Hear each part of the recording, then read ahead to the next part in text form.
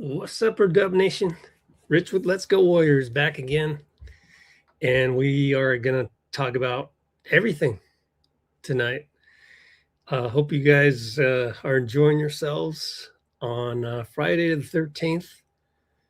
We got the celebrity game where Shams went 0 for 4 and had 3 turnovers. and they're playing the Rising Stars. And we're skipping that. Let me pull up a back screen real quick. Is it this one? Yeah. We got a new video on here.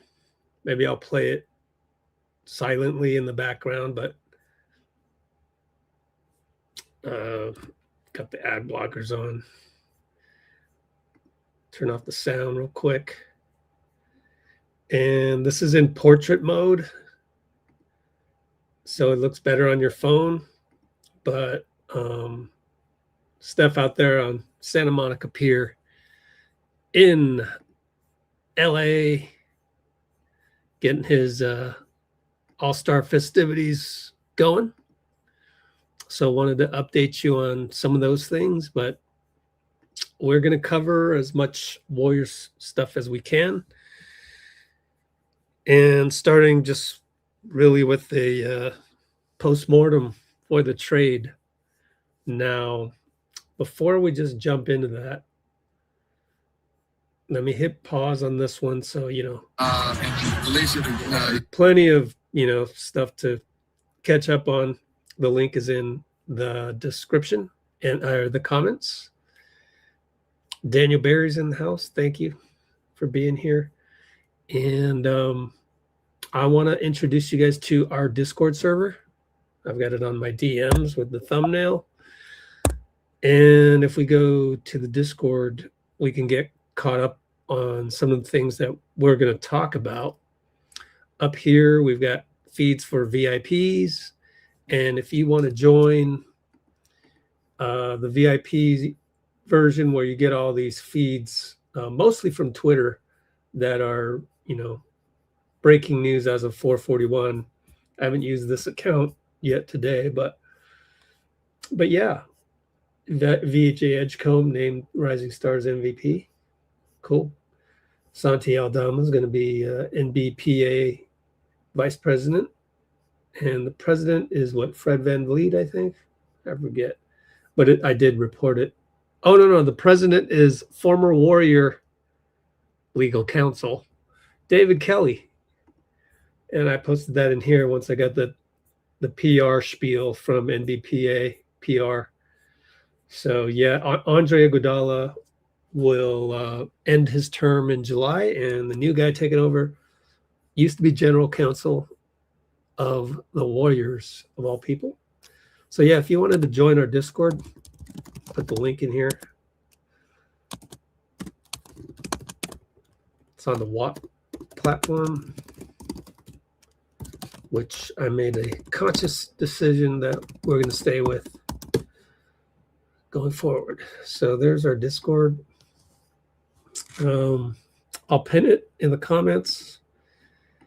And I'm going to turn this into a podcast for tomorrow.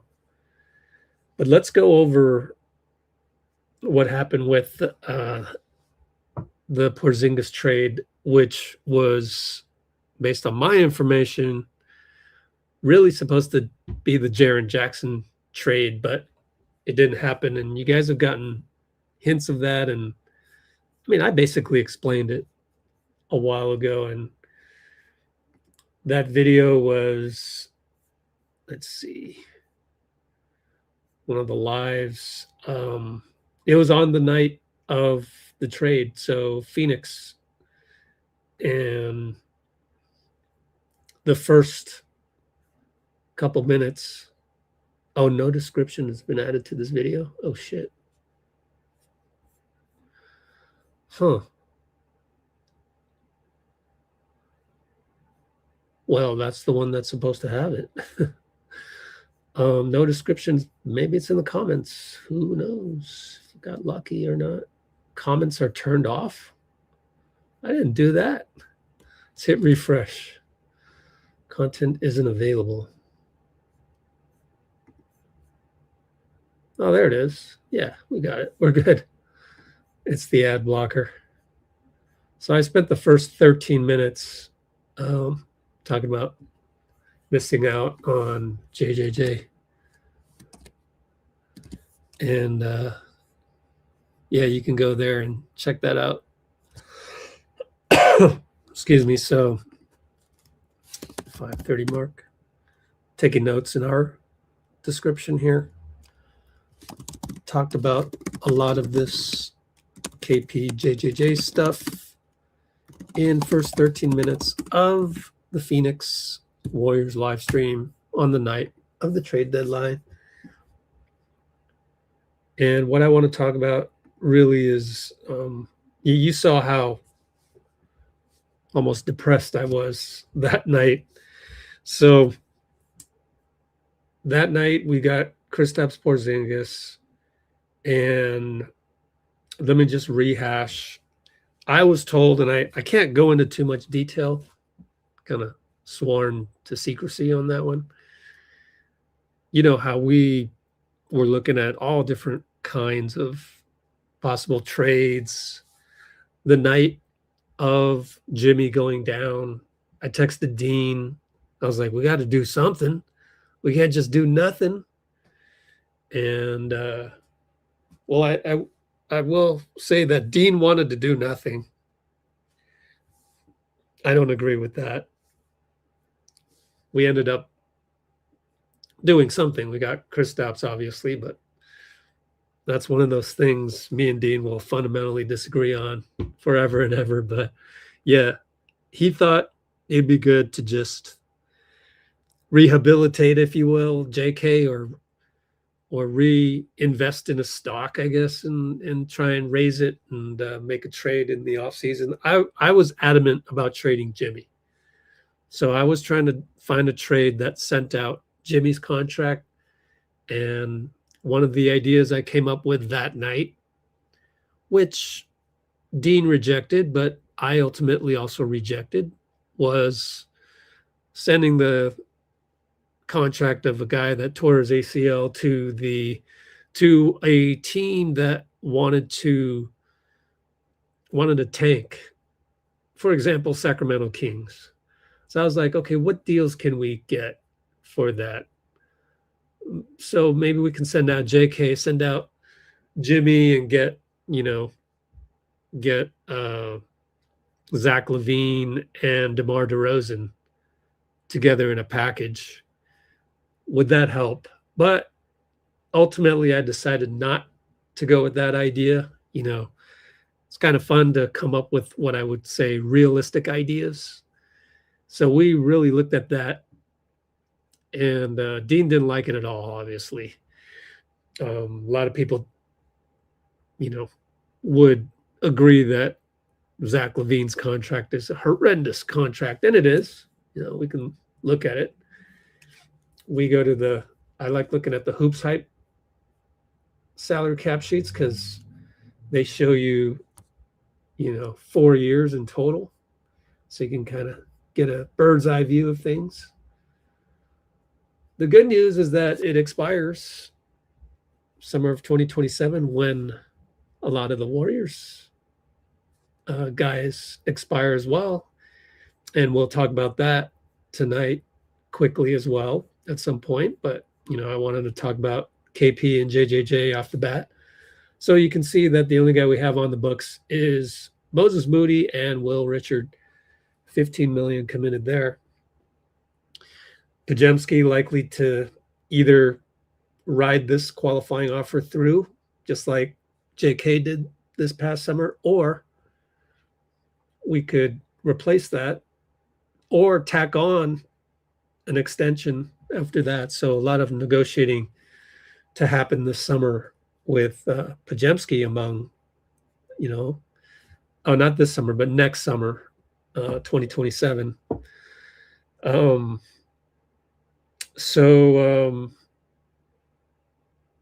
Yeah, when did we when did Moody sign his extension? Because he was 2021, 22, 23,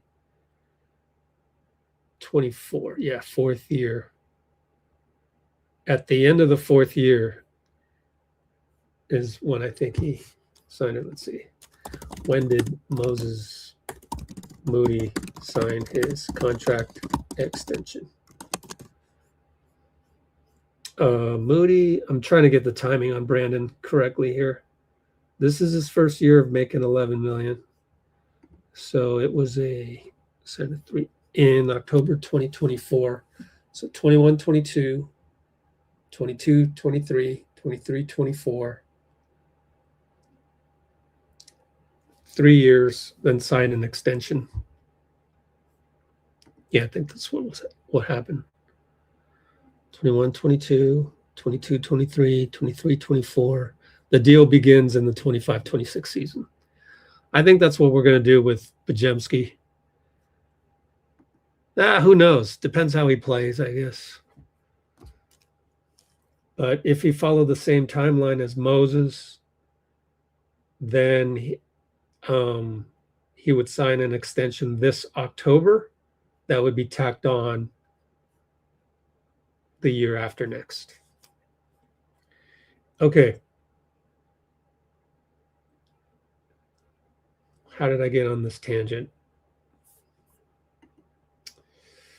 Yeah, so Moody Moody and Will Richard are guaranteed for summer 2027. And so that night when Jimmy went down, I was thinking, what if we send Jimmy out to Sacramento? They want to tank.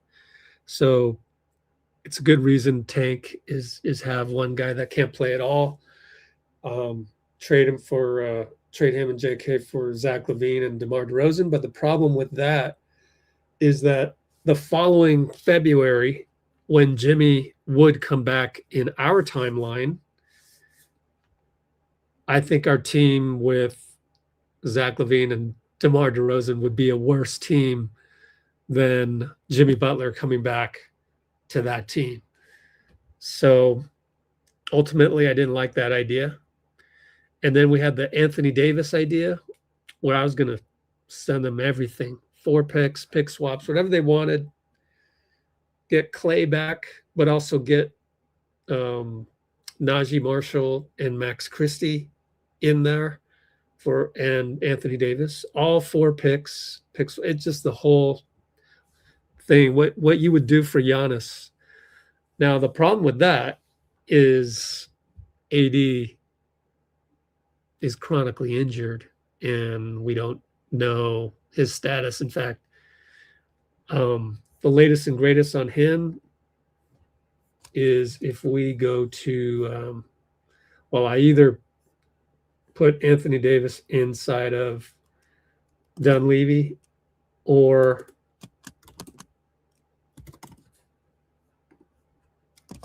I put it somewhere else. Let's see. Hopefully it's in here.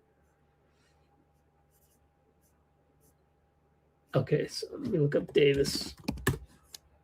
So our Discord server, you can search on things. Quite nice. This is the free version on this side. So everything I'm doing here, you can do as well. I'm going to put this in, check the non-Warriors thing, the non-Warriors news section, NBA, but non-Warriors, Davis.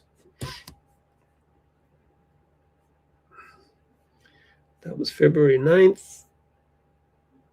Trading Anthony Davis. Okay, let's just look up Anthony Davis here. Check out his injury status. Anthony Davis rumors.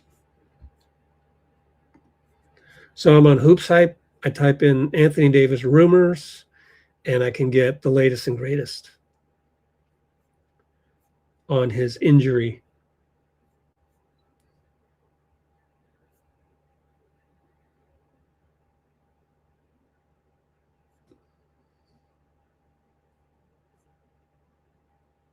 Wizards GM says he expects Anthony Davis back this season.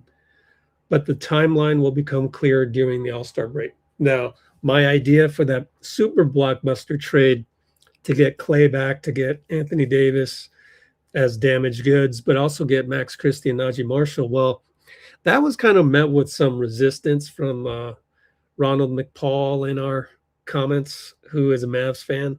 He even did a video about trading AD to the Warriors, and that was his idea as well, except reversed.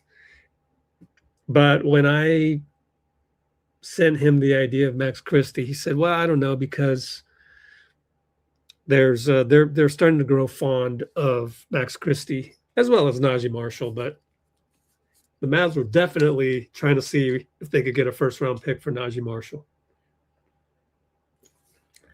And he's one of the better wings out there. So that was my idea, but I think that idea is a little far-fetched, honestly, because it's way too blockbuster, way too many players involved. And I think a lot of GMs are, because you never hear of like super blockbuster trades like that, where you're sending out like really 4 starters. Well, Clay's not a starter, 3 starters on Dallas. And I don't think GMs are ready to trade, half your team away like that. I just don't see an example. I don't see any examples of that. So while it's a wild idea and probably makes sense, it's just way too out there.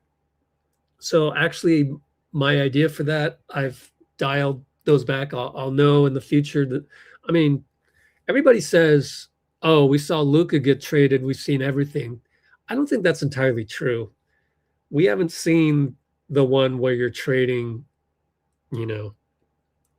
your 3 best players for my 3 best players. We haven't seen that. And of course, on the Warriors side, the idea was sending out our 3 best young players, not our 3 best players. And those young players don't compare to Max Christie and Najee Marshall. So bit of an unrealistic trade idea on my part.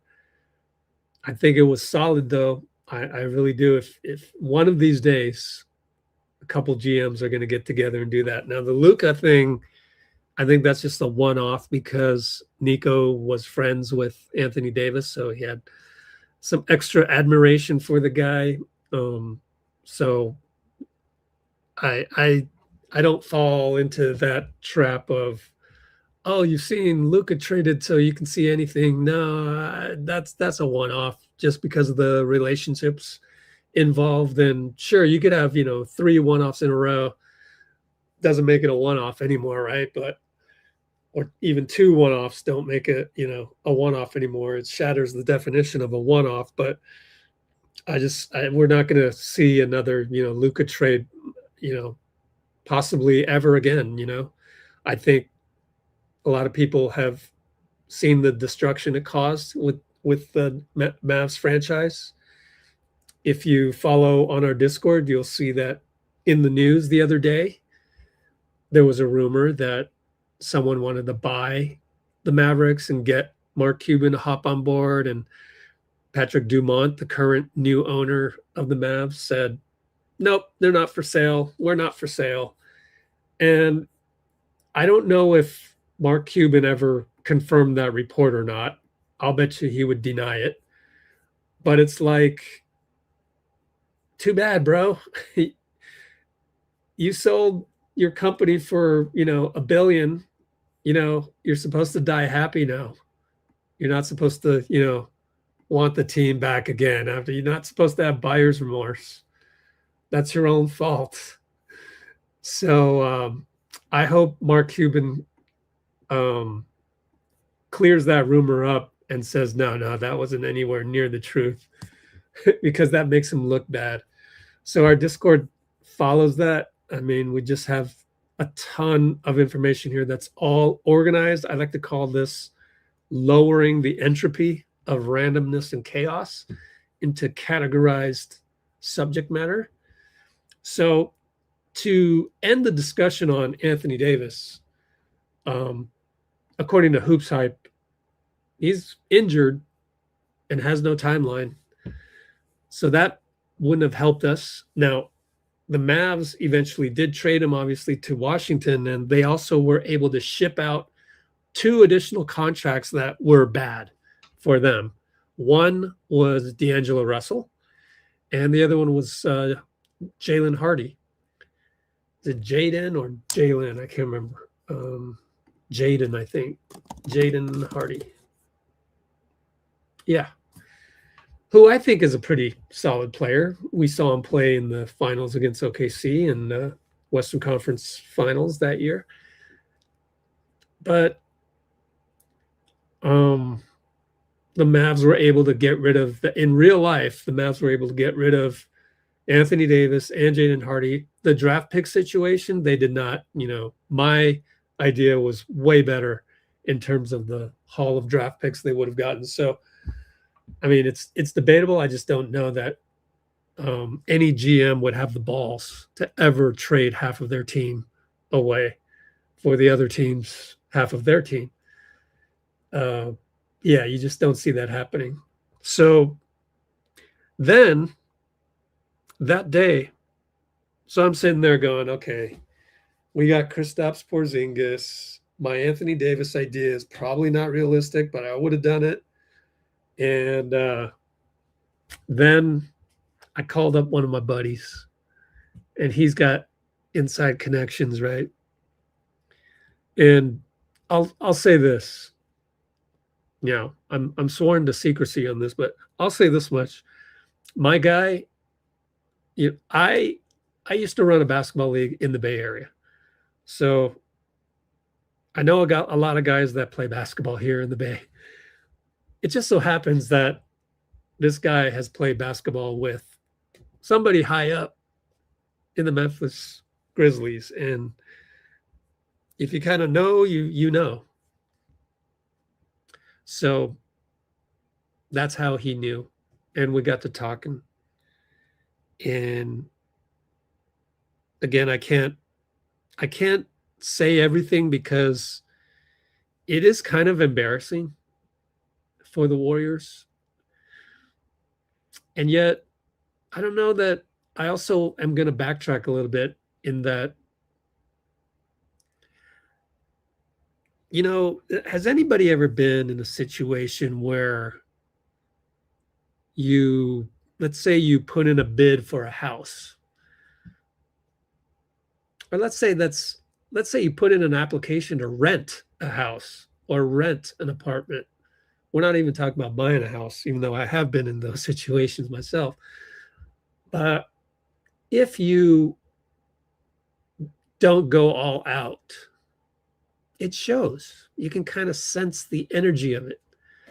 And as I explained on the February 5th Warriors Suns live stream in the first 13 minutes, if you go there, Feb 5th live stream where I first divulged this info.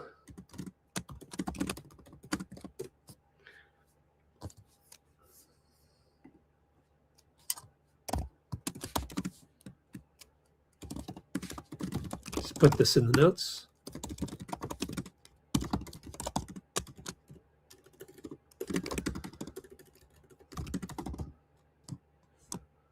So to really just make a long story short, it's on our website. I want to show you, I wrote about this as well. So where's the one with KP? Right here. Yeah, so this ties into, I haven't really talked about this on our channel yet. So it's good to talk about this for the first time. But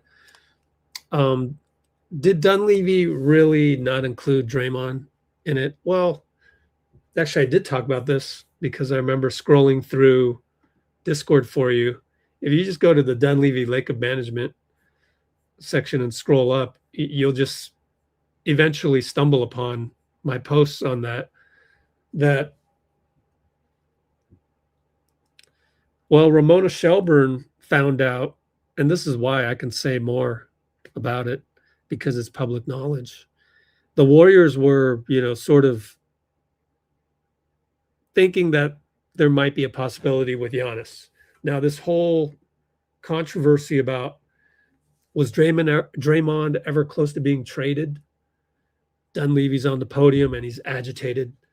I mean, I have heard that all the talk about Giannis and other trade rumors out there, and this is confirmed on our Discord in the Jimmy section, because Jimmy's right-hand man, Ernie, he talks a lot. He tweets a lot, and it's in here. A lot of his tweets, he goes, man, half the stuff you guys are seeing out there is totally false. A couple of cap emojis or whatnot. And I think Dunleavy got a little agitated on the podium here, because there were already, half truths and stuff coming out, possibly from Shams, in terms of like just how the whole thing started on January 28th.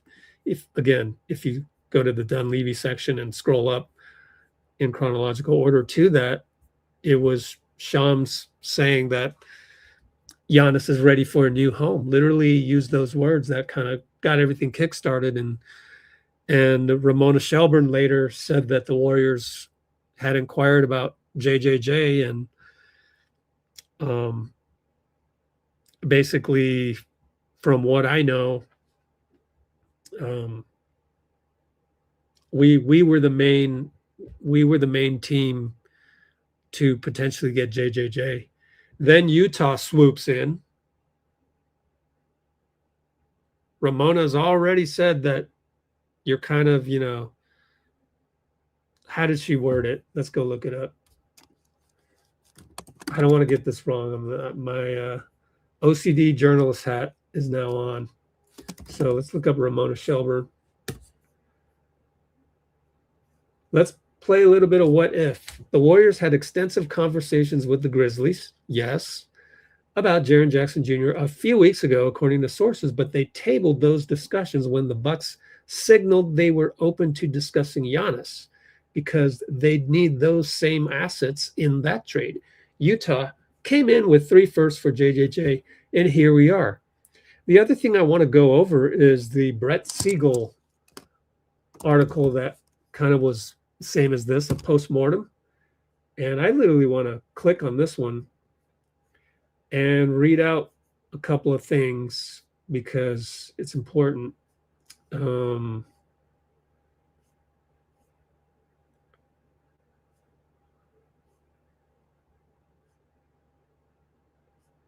Search on Memphis, maybe. The two teams spoke multiple times.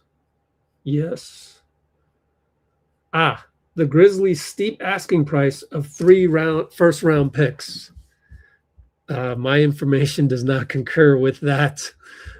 So the means by which Utah swept in or swooped in and got JJJ, according to Brett Siegel, is different than my understanding of how Utah swooped in. And so I'm just going to leave it at that. What I'm going to say is that I think we were supposed to get JJJ, but then there's this other thing, which is, I think if your heart is not into it, and this is going back to my analogy of getting your rental application ready, you want this place, you're getting all your credit reports ready, you submit the whole package. It's everything you've got. You go for it. In fact, that's how I got my current place here in Palo Alto, by the way. You just got to go for it. And when you go for it, it shows. Utah went for it. They wanted JJJ more than we did at the end of the day. So they swept in. It was kind of embarrassing how they did it. But I don't think our hearts were in it, or Dunleavy's hearts were in it, or Lacob. I think they balked on the JJJ contract being as long as it is, because it goes from 35 million to 49 million. Also, we wouldn't have had to send Draymond. I don't think Memphis wanted Draymond, although they have in the past wanted Draymond, as you guys know. You should know. Almost signed him. You can go Google that one. So to get to 35 million, pretty easy. You know, it's Jonathan Kuminga's contract, Moses Moody's contract, and maybe one more. I don't know if it said anything in the Siegel article about Moody.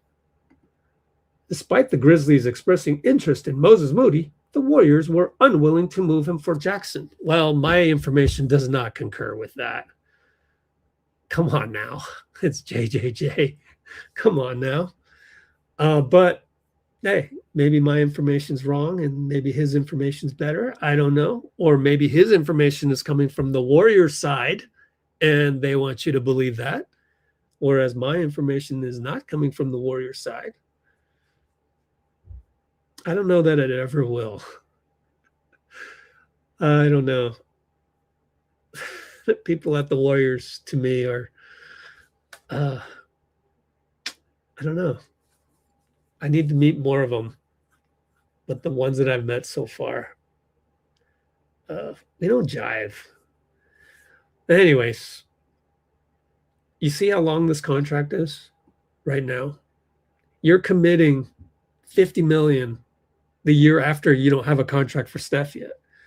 So that, I think, also contributed to the Warriors not having their hearts in JJJ, although they were this close to getting him on on that one occasion. I will say that I wrote on our website that last summer we showed interest in JJJ. However, we would have had to use Kuminga's salary at 50% due to base year compensation.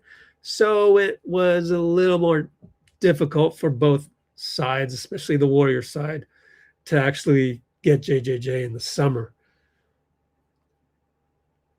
And as it turns out, if you go look at our free section of the Discord, link is in the pinned comment above. Today it comes out. Hey, someone hit. Who did this? Catherine. Yay, Catherine. I see you. Yeah, happy Valentine's Day, although not quite yet over here. But check this out, guys. The PVNS stuff.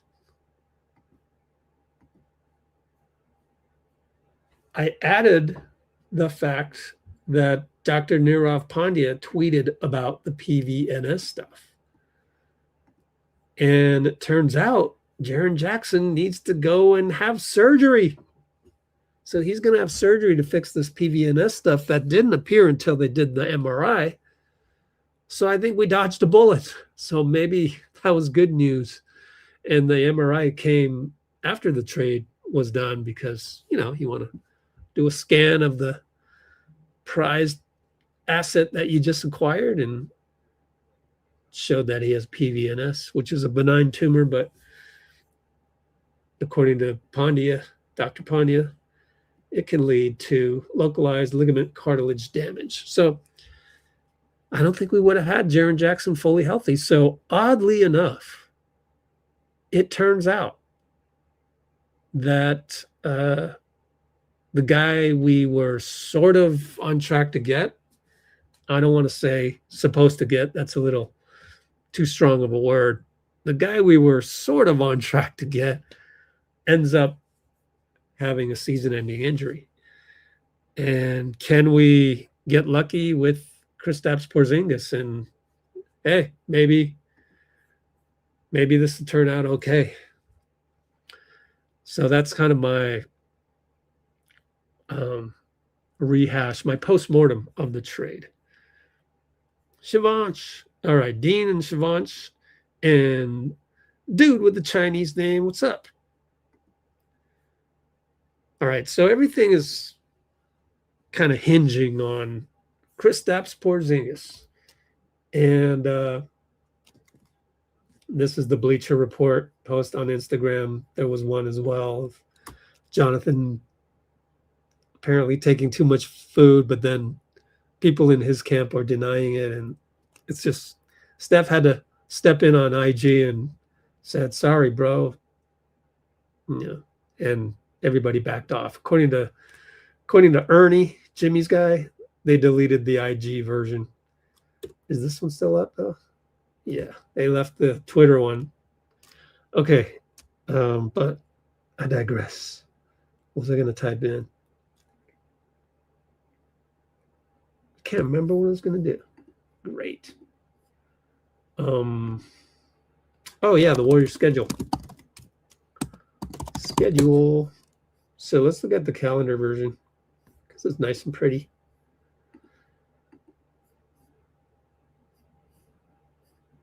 We don't have a game until Thursday against Boston.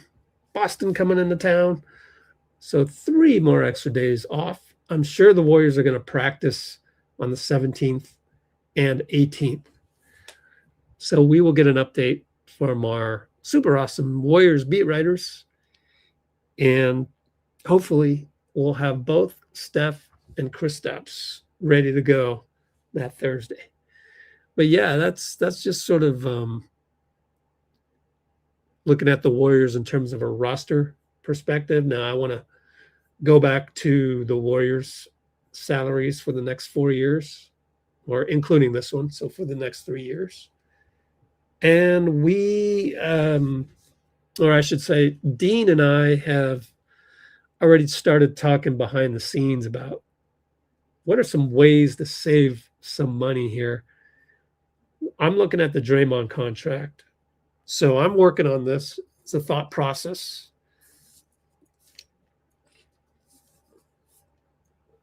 And I am excited to announce that we're going to have our own think tank. And hopefully I can get another journalist or somebody in the know, somebody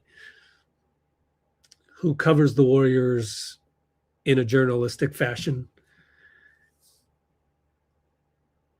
to help us out on this think tank. I got Yossi Goslin knows about it. So we're devising some ways where Draymond can opt out of his contract and we'll give him an extension. So that discussion's coming up, but it's a think tank thing and it's a new thing that I'm going to try out, much like the summit was. But this one is a trial, but it's going to be a lot of fun. And it's going to be like a group Zoom call and just things that we talk about here and different other things that come to mind that most other Warriors channels would never think about talking about. So we want to put ourselves in the shoes of a decision maker. And I think that's more fun than just, complaining about the Warriors every single day. For example, guys, what are we going to do about Guy Santos? This guy is suddenly playing like a two-way wing. He's playing like how you're supposed to play with Steph Curry, which is not easy to do. I know that I would butt heads with a lot of people because it's a complex subject, but I disagree with the notion that Kuminga should have sacrificed and stepped in the line. Look at Guy Santos. No, I don't buy into that. Because when you're the man, when you're the best player on the court sometimes, when you've got a bag, whether it's just a pickup basketball style, hey, it's still 5-on-5 somewhere in America. And if you're damn good at that, all this stuff about like oh, he wants to be great, he wants to be an all-star, whatever. Dude, no, he just wants to play. Just let him play somewhere, and I get it. It's nobody's fault, but it's everybody's fault. But whoever the talking head is pointing their finger to, if you know that they're blaming somebody, then they're failing to see the bigger picture. And I've said it a million times already, like for Steve Kerr to come up with a system that incorporates JK while at the same time Jimmy Butler, it's just going to be hard to do. Like, it's just, when you're ISO'd on Jimmy Butler on the weak side, or now it becomes the strong side because he's got the ball, and the rest of the team, which Steve has been very careful to finally plug into their brains of where to go and space the right way for Jimmy, you cannot just plug and play Kuminga in for Jimmy, because the first thing that you'll do if you want a game plan against Kuminga is you back off and you let him shoot. Another thing you could do is you could send a 1.5 double team, and you can send an all-out blitz. So there's a lot of counters for Kuminga because he's still young. He doesn't have the counters to the counter. Meanwhile, Jimmy Butler, on the other hand, he gets the ball in the ISO. You know, you're at his mercy. And it's just the difference between a seasoned veteran who has proven himself in the playoffs and the finals. And I just cannot picture Kuminga taking that role, but that's no indictment on Kuminga. He's a young player, and he got inspired to play basketball by watching highlights of Kobe Bryant. Is Kobe Bryant moving without the ball in those highlights? I don't think so. Pretty sure Kobe has the ball in those highlights, right? So everybody wants to blame everybody, when in fact, just like in life, Rashomon, go watch that movie. Sometimes it's just your life and your perspective. And if you're standing in your shoes, you're going to feel like you're right. And that is a lesson on life. So take that as an example. The Warriors are life. And I went on a tangent again, but let me rope it back into Guy Santos. Now that he's playing the way Kuminga was supposed to play, I don't blame him, though. Again, Kuminga should do whatever he wants, you know? And if that means going to Atlanta to just get better and not have the pressure of becoming a 6th seed, winning a series in the playoffs, making a run at a 5th championship for the modern franchise for Steph. Like, that's a lot of pressure, man. That's a lot of hidden agendas, if you will, or not so hidden agendas, but nevertheless agendas, where he can just go to Atlanta and just be himself, and nobody's going to be mad at that. But could it have been handled better? I suppose. You know, I want our Einstein. Steve Kerr is our Einstein. You want him to also discover quantum physics? I don't think so. Einstein himself could not do that. One genius to figure out one thing, one physics problem at a time, man. So we have a system that goes around Steph. It requires you to be high IQ. And unless you're a Hall of Famer, it's very hard to have high IQ with a high degree of athleticism. So we are going to suffer on the athleticism side. We are going to suffer on the height, size, the length of our wingspan. And I actually figured out that I have a real life example of that. If anybody knows, California, Chinese, Japanese basketball circuit, it's an underground thing. Not a lot of people know about it. It's not very well documented. The Japanese communities in Sacramento, the Bay Area, and LA have had a league since like the 1930s and 40s, man, like right out of the internment camps. And I was part of that network, not the internment camps, but the basketball network that happened decades after. It's thriving. Now, one of the teams that has been so dominant throughout, at least a decade or two. However, and maybe I can get my buddy Brian on here because my buddy Brian played for Alpine. Well, the coach got into some trouble, inappropriately touched his players or something like that. I don't know what it is. We found out years after I, retired from playing basketball, and it was like a shocker, right? It was one of those things, but just wanted to get that out of the way. Now let's talk about basketball. Alpine Striders, they used to have like, nobody was taller than 6 feet. And like, they're two, you used to play 3 guys out and 2 in. The NBA now is 4 guys out, sometimes 5 guys out, but it was always a 3-2 set. And I mean, unless you were super humongous, you had super humongous guys, you maybe go 2-3, old school NBA 90s style. But for the most part, 1 point, 2 wings, and 2 post-up players. And Alpine would have their 2 like inside rebounder guys, of which my friend Brian was one. And he would come off the bench and he would have limited minutes, and he had to sacrifice his game. Now, Brian didn't have like the most versatile game either. He couldn't really, didn't have a bag, if you will. He had like one move to the hoop, but he could jump higher than most Asian dudes. So he was pretty good at what he did, but you get the rebound, you kick it back out. They had this one guy, Benny Hong. Benny is like Steph Curry. He could shoot threes, hella quick. He could drive by you, super quick. Then they have another guy, John Chu.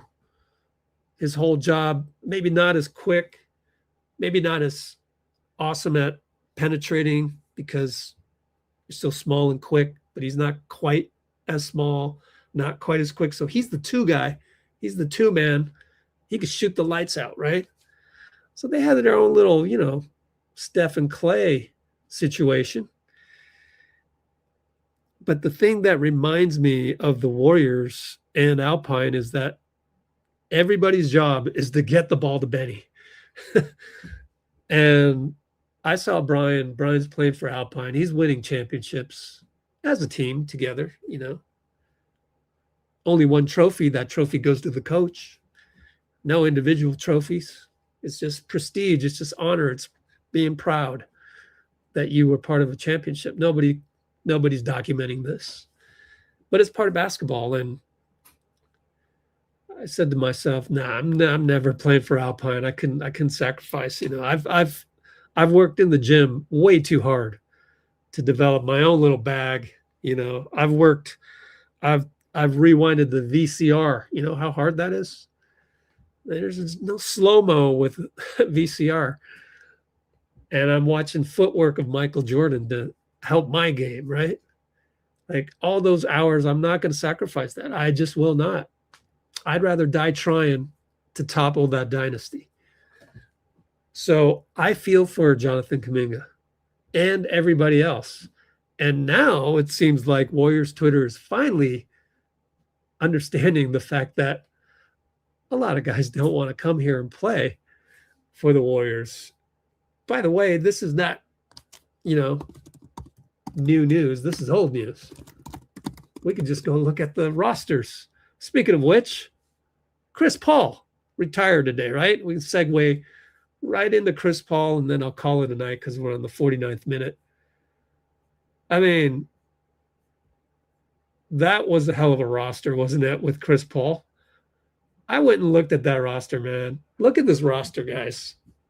Usman Garuba, 2-way player, but still had Draymond, still had Trace, Corey Joseph for a bit, but then later on we got rid of him. Kevon and Draymond were pretty much our centers instead of nowadays it's Draymond, QP, Al, right? Moses, except Moses was younger and probably not as good back then. Still at GP2, probably the same. BP,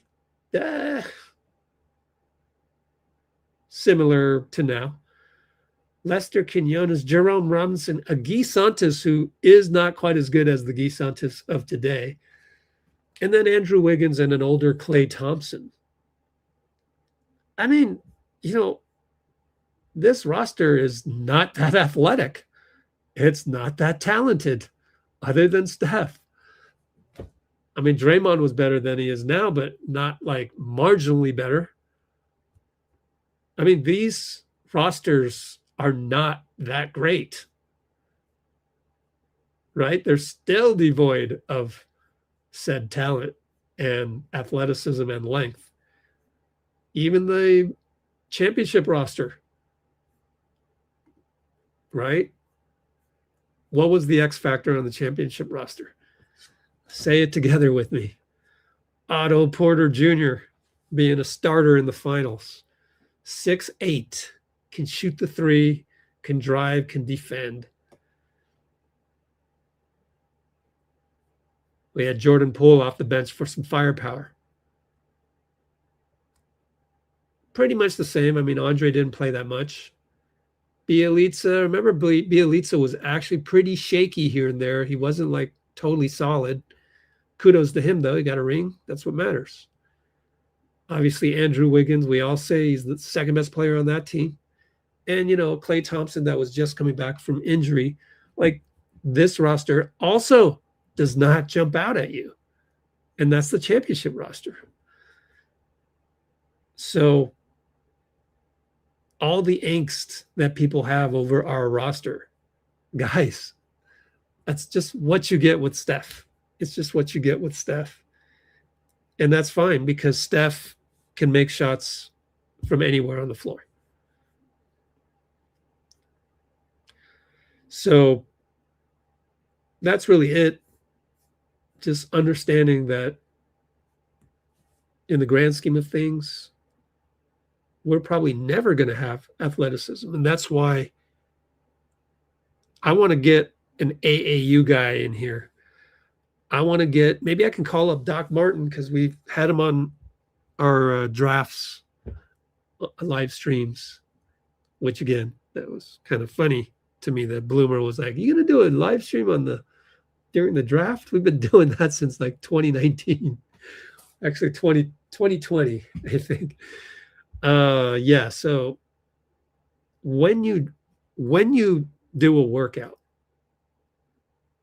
and you have a freakish athlete like Jonathan Kuminga walk in the door and do his workout, and that's why they thought he would go top 5 at first. Then he kind of slips to 7. I mean, that's a really hard guy to pass up. Okay. And I think only people that have witnessed freak athletes in a gym in real life. That's why when you see guys in person, when I saw Jeremy Lin in person, there's a different feel to it. And so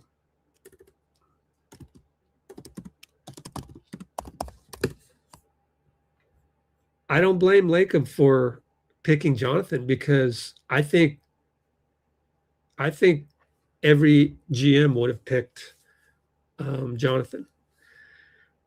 Steve Kerr is a coach. He's not a GM. And usually what you do is you just go with the best player available in terms of talent. Who's going to win you a pickup game? So OKC picking Josh Giddey was different. So in that respect, Kuminga fell to 7th. I think all of these other guys were pretty much slated to go where they went. We can get Eric G back on here and rehash that draft. But I think the actual miss, and a lot of people don't understand this, and this is another think tank session that I want to do with some, fellow Warriors intellectuals is, why did we pick Moses at 14? I don't understand that one. Now, I do understand where they wanted Chris Duarte, but he has not panned out.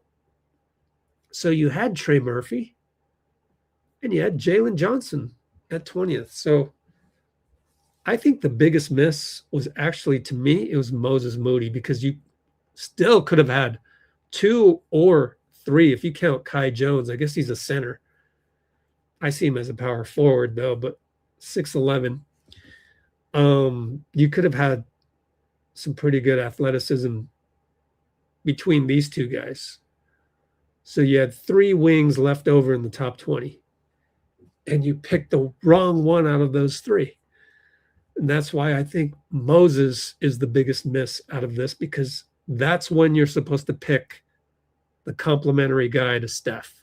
You're not supposed to pick the complementary guy to Steph at number 2 or number 7. And I'd like to do another think tank session on James Wiseman, because I just think he was just injured all the time. And the last thing that we haven't talked about, which also is one last overlap with the great Chris Paul, is that we forget that Chris Paul was subsequently waived. And when I looked it up, I went back to look up CP3 things, and I posted it in the VIP commentary section today. So if you go there, and people who have the free version can also see us typing the stuff in. But if you go here to the Melton channel, when it used to be the CP3 channel, I'll credit Matt Steinmetz. Normally he says some wild shit on 95.7, but he says the Warriors just saved so much money, it's going to help them re-sign Klay Thompson. And I'm sitting here going, you know what? You might be right. Maybe that was the plan when they got Chris Paul and his non-guaranteed contract for Jordan Poole's contract.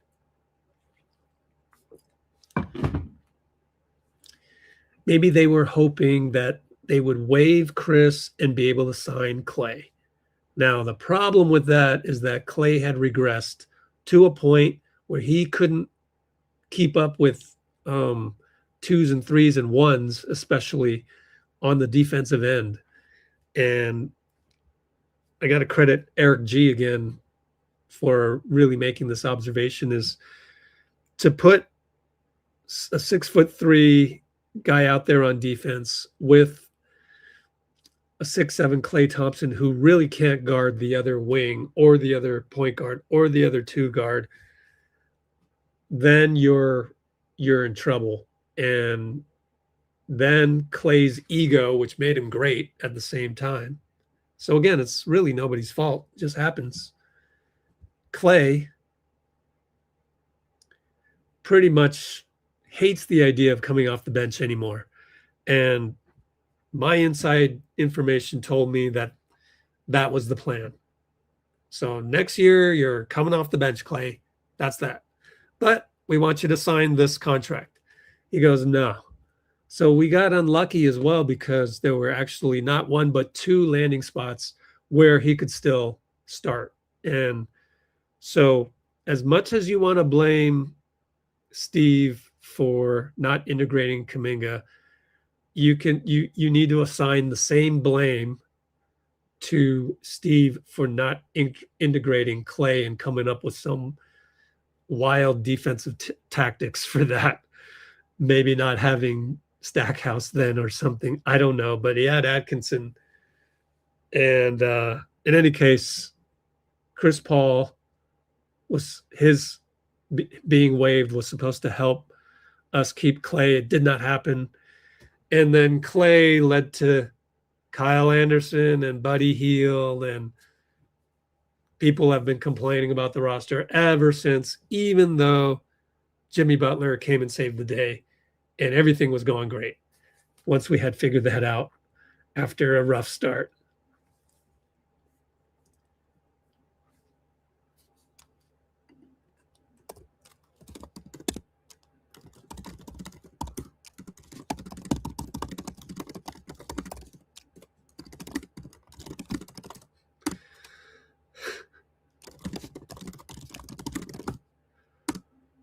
So I disagree with Percy per usual.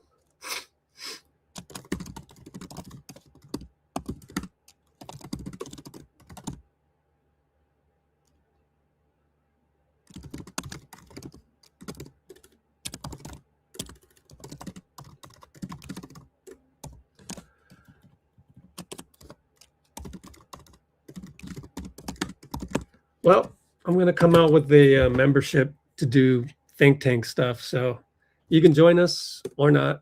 I have a feeling you don't want to join us because you don't want to be proven wrong. Like my issue with that is I don't think it's possible to integrate Kuminga with Jimmy. It's just not possible. It would take you'd have to bring in somebody new. It's not going to be Steve. Let me put it that way. It's impossible for Steve to come up with a newfangled, physics. So disagree with that. And then that dovetails right into the whole talk about Draymond. Like, people want to bench Draymond so quickly. Depends on the matchup. You guys are measuring Draymond by the regular season yardstick, and that is unfair. Even though the goal right now is to win regular season games. Now, as I said, everything was going fine with Jimmy. So Jimmy doesn't get hurt, you wouldn't be complaining about Draymond right now. Now, I think in the process of throwing Draymond under the bus, a lot of people have forgotten what he has done and fail to watch games like the other night against the Spurs. Just go watch the game. Who else on the team is going to guard Wemby? Now, Wemby falls out of bed, 26-9. I get that. The box score doesn't look like Draymond impacted it, but he did. Somebody in the comments on the website was like, oh, no, I disagree with you. I'd rather have Wemby go off and score 50. That's okay. You may want that as a fan, but that is absolutely not how coaches in the NBA game plan. So there's a balance between actual reality and what you want as a fan. And oftentimes, it's not up to the fan to go, but why don't NBA coaches do that then? No. It's up to you as a fan to understand why NBA coaches wouldn't do that. It's not up to you to lay down the law and have the coaches explain to you why they don't do that. The law has already been laid. It's up to you to understand why you don't understand why the law was laid. Now, you can disagree with the law that has been laid by 30 NBA coaches, but at the point that you disagree, it has to be after you have digested that rule set. That's all I'm going to say about that. I hope that made sense. Again, if you like this kind of deeper PhD talk on the Warriors, I'm going to start doing some stuff that really plays into that. Because when I do live streams like this, half the people don't understand what I'm saying anyways. Half the people don't have the breadth of experience that will lead you to not throw a guy under the bus. Like, I think the fact that I've been in so many basketball gyms with a wide variety of talent levels, I have so much respect for the game that I end up never throwing anybody under the bus. Whereas as a fan, you guys are blinded by the addiction to that. But I get it. That's fandom.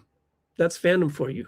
I'm looking for the small segment of fandom that can really dissect the game as a physicist would dissect quantum theory, you know, to really talk about these really high level things. What other teams are doing, what the game of basketball has taught us. It's a different way of thinking. So, all right, how substantiated are the rumors? Well, Slater wrote that, I think it was Slater, somebody at The Athletic wrote that Kerr wanted Wagner. So take that as you will.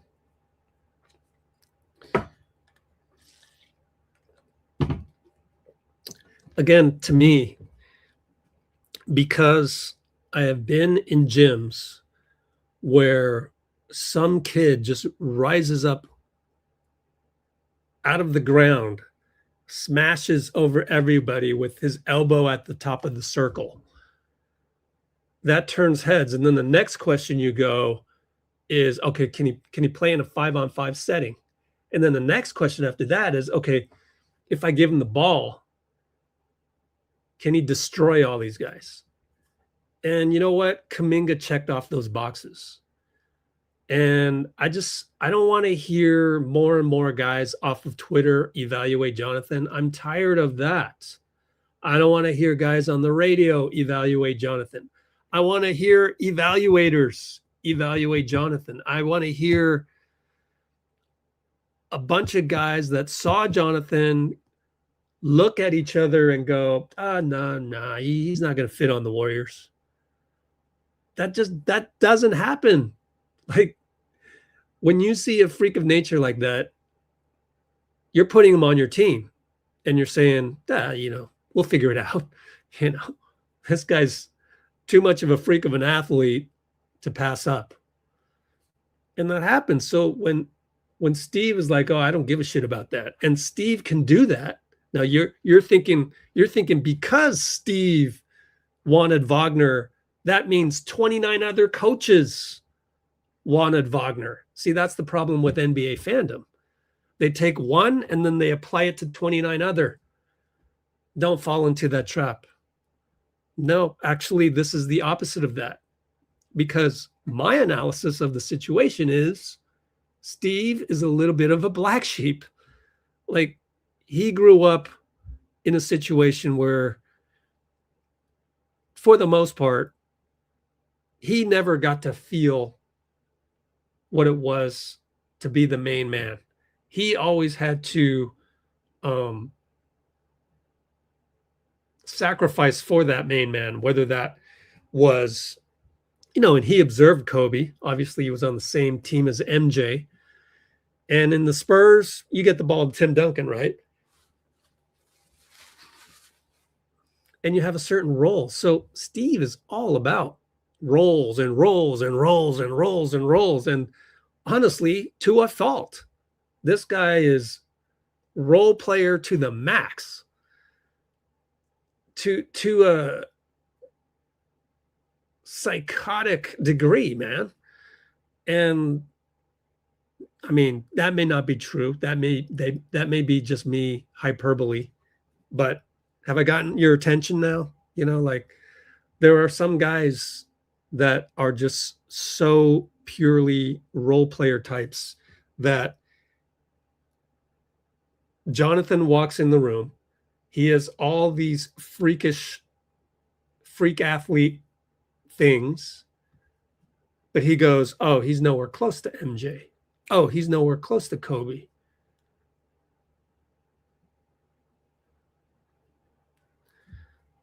That usually the guy that can jump the highest gets the ball in any pickup game scenario. Steve Kerr is going to purposely take the ball away from Jonathan. Now, what makes it even more so that is that Steph has already won at that point 3 championships and then a 4th. And so Steve should have integrated Jonathan. I'm sitting here going like, how?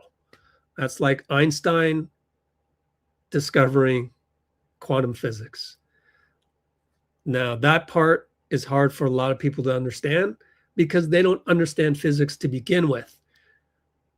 But any physicist out there, anybody with a physics degree would sit here and go, yeah, it was very hard for Albert to understand quantum physics. That he just did not get that. Which is ironic because one of his papers, again, pretty much confirmed quantum entanglement, except he just could not believe it. His paper was to disprove it. And in fact, it reinforced it. And so I think, all of this arguing and all of this throwing JK under the bus to the point where you're saying that his crew stole food or took too much food, which then makes the Warriors look petty, which then, and so on and so forth, and so on and so forth. It's like all the details of a divorce have come out. And people love this reality TV stuff, except that those people are the commoner people that just don't have anything else to talk about every single day. So they love reveling in the gossip stuff, Do people who are, chasing the next dollar, with their own, entrepreneurial instincts out there, they don't even have time to indulge in this stuff. Like, who cares? So all the stuff where, Kuminga's terrible. Oh, his agent, Aaron Turner's terrible.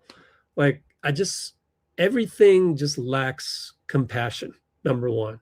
But it also lacks the Rashomon perspective. Like, if you're put in that guy's shoes, you would have done the same thing. And people refuse to believe that. And yet that is a reflection of everyday life. That happens all the time. So if you could just utilize that a little bit, like the next time somebody cuts you off on the road and that pisses you off, you think about it for a second. Is it really that guy? Or is it the fact that you are already agitated to a point where something like that would piss you off? It's your reaction to it. And the funny thing is that guy who cut you off on the road, he probably had a good reason. We don't know that. We'll never be able to go into his mind to see what he was thinking. So that's all I ask, is if you guys can start to have more of that compassion, then the game of basketball will make a lot more sense. And I mean, it just makes sense to me. Like, even though everything fell apart, I can see how it all fit together such that it didn't fit together.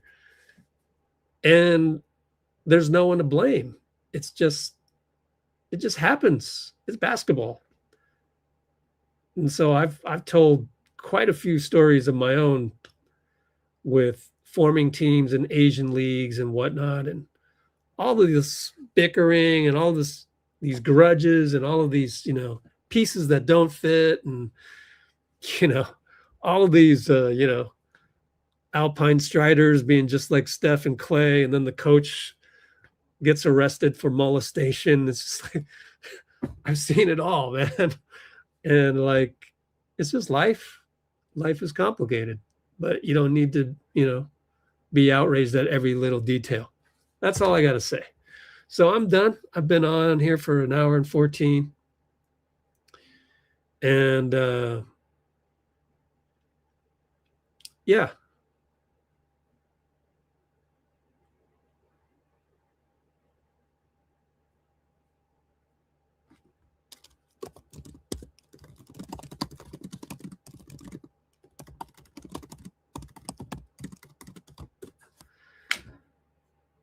Well, anyways,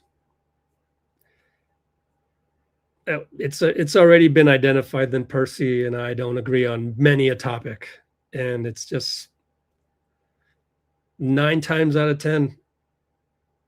I just wish we could delve into it further. It's not going to happen with 200 characters at a time. So unfortunately, it's at least we're trying, but the medium is limited. So we'll see you next time. Thanks for joining. Sunday, next live Sunday. I say 7 o'clock with Dean. Dean, you'll be here, right? Cool. Maybe Percy, you can jump on one of these days, because I think I don't understand you at all, and none of your 200 character comments. Again, by saying that, I'm not blaming you. I'm saying it's the medium. None of your 200 character comments sway me one bit. Like, it doesn't turn me in the other direction. So I hope there's a chance where you can explain yourself, because despite it all, it's level-headed and everything. Like, I would love to know what you mean by benching Draymond after the finals. It's just that lots of times I just have this, feeling that wouldn't realistically happen. So then we would have to peel the onion to check and see why I don't think that would happen. And that takes, several pokes and prods to figure that out. So, yeah, don't mean to be frustrated by you and everything. No, I think I'm frustrated just by I don't understand. We're misaligned on the communication front. So that's all. So it's a communication issue at the moment. All right. So yeah, thanks, Dean. You'll be here, and we'll be having the boring All-Star game in the background. Hopefully it will change into not being so boring. And yeah, hopefully Percy can be back too, because I don't know, maybe Dean will understand you a little bit better, and you can I mean, let me put it this way. Dean is really good at putting himself in other people's shoes, better than I am. So I want to give that a look. But yeah, the Draymond talk will probably continue, because that's an interesting one. And deserves a live all unto itself. Okay, yeah, you want to reduce role, I guess. But Iguodala was like super reduced. like Iguodala didn't hardly have any role on the floor. But anyways, well, we got a little bit more information on that. But anyways, thanks everybody for joining. I'm gonna try and cut this up maybe into 2 videos, and one about Kuminga, and the original one about the whole Kristaps Porzingis trade that probably should have been JJJ, but come to think of it, it wasn't going to happen because the Warriors really didn't seem like they had their hearts set on getting JJJ, which is understandable based on the salary cap sheet right here. And we'll talk more about the salary cap sheet, because I would really like to keep Guy Santos, and I think he's really increasing his market value right now. And I just don't know. And next month is when Yossi Goslin says he'll take a look at all of these other things. And I can't wait that long. So we'll have to work on a couple of cap sheets for the summer. Thanks, guys, and see you Sunday. See you then, Dean. Take care, everybody. Thanks for joining, Percy and Tim and The new handle, Nagul. Ooh. Is that a Nightwing? Take care, guys. Appreciate you. No outro yet. Oh, well. See you then.